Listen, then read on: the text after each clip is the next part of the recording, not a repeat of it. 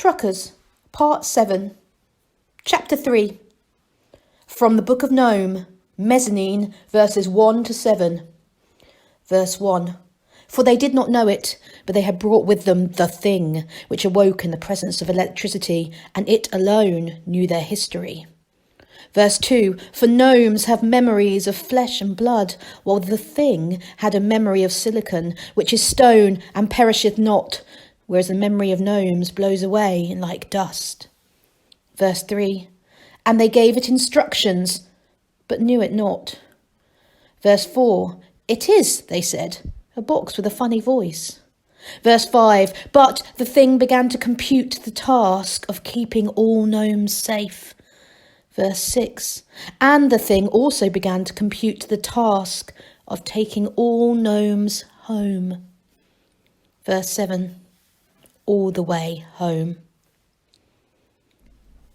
It was easy to get lost under the floor. It took no effort at all. It was a maze of walls and cables with drifts of dust away from the paths. In fact, as Torrett said, they weren't exactly lost, more mislaid. There were paths all over the place, between the joists and the walls, but no indication of where they led to. Sometimes a gnome would hurry past on an errand of his own and paid them no attention. They dozed in an alcove formed by two huge wooden walls and woke up to light as dim as ever. There didn't seem to be any night or day in the store. It did seem noisier, though. There was a distant, all-pervading hubbub. A few more lights were flashing on the thing, and it had grown a little cup-shaped smaller thing that went round and round very slowly. "Should we look for the food hall again?" said Torrett, hopefully. "I think you have to be a member of a department," said Masklin. "But it can't be the only place with food, can it?" "Wasn't as noisy as this when we came here," said Granny. "What a din!" Masklin looked around. There was a space between the woodwork and a distant gleam of a very bright light. He edged towards it and stuck his eye to the crack. "Oh," he said weakly. "What is it?" Grimmer called out. "It's humans, more humans than you've ever seen before." The crack was where the ceiling joined the wall of a room nearly as big as a lorry nest, and it was indeed full of humans. The store had opened. The gnomes had always known that humans lived very slowly. Masklin had almost walked into humans once or twice when he was hunting, and knew that even before one of their huge, stupid faces could swivel its eyes, he could be off the path and hiding behind a clump of something.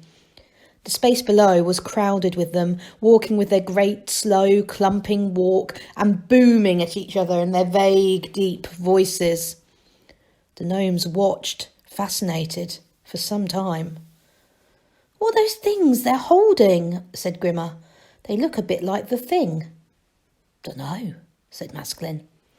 "Look, they pick them up and then give something to the other human, and then it's put in a bag, and they go away. They almost look, well, as if they mean what they're doing," Grimmer continued. "No, it's like ants," said Torrett, authoritatively. "They seems intelligent, I'll grant you, but when you looks closely, there's nothing really clever about them." "They build things," said Masklin vaguely. "So do birds, my lad." "Yes, but humans are a bit like magpies, I've always said. They just want things that glitter." Masklin decided not to argue. You couldn't argue with old Torrett, unless you were Granny Morky, of course. Torrett had only room for a certain number of ideas in his head, and once one had taken root, you couldn't budge it. But Masklin wanted to say, if they're so stupid, why isn't it them hiding from us? An idea struck him. He lifted up the thing. "Thing?" he said. There was a pause. Then the tinny little voice said, "Operations on main task suspended. What is it that you require?" "Do you know what humans are?" said Masklin. "Yes, resuming main task." Masklin looked blankly at the others. "Thing?" he said. "Operations on main task suspended. What is it that you require?" "I asked you to tell me about humans," said Masklin. That is not the case. You said, do you know what humans are?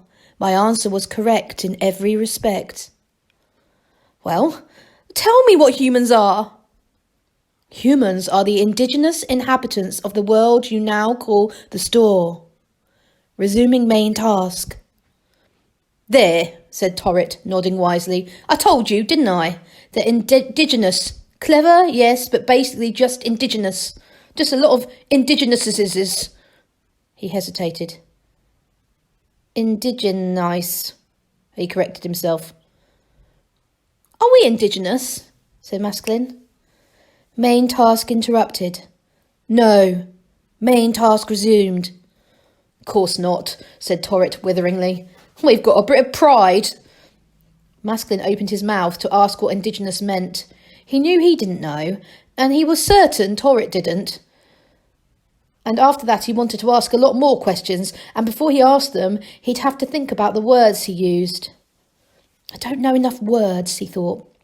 Some things you can't think unless you know the right words. But he didn't get round to it because a voice behind him said, Powerful strange things, ain't they? And very busy just lately. I wonder what's got into them.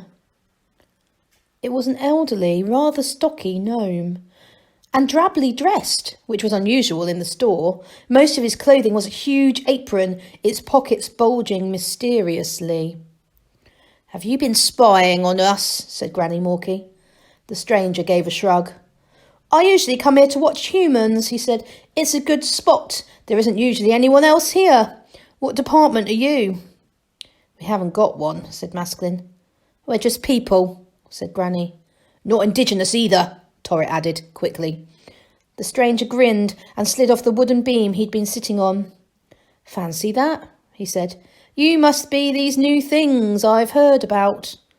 Outsiders. He held out his hand. Maskin looked at it cautiously. Yes, he said politely. The stranger sighed. You're supposed to shake it, he said. I am? Why? It's traditional. My name's Dorcas del Icatessen. The stranger gave Masculine a lopsided grin. Do you know yours? He said. Masculine ignored this. What do you mean you watch humans? He said. I watch humans. Study them, you know. It's what I do. You can learn a lot about the future by watching humans. A bit like the weather, you mean, said Masculine. Weather, of course, weather. The gnome grinned hugely. You'd know all about the weather. Powerful stuff, weather. You've heard of it, said Masculine. Only the old stories. Dorcas looked him up and down. I reckon outsiders have to be a different shape, though.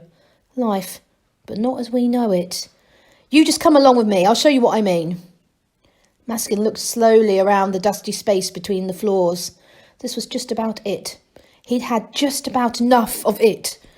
It was too warm and too dry, and everyone treated him like a fool, and now they thought he was the wrong shape.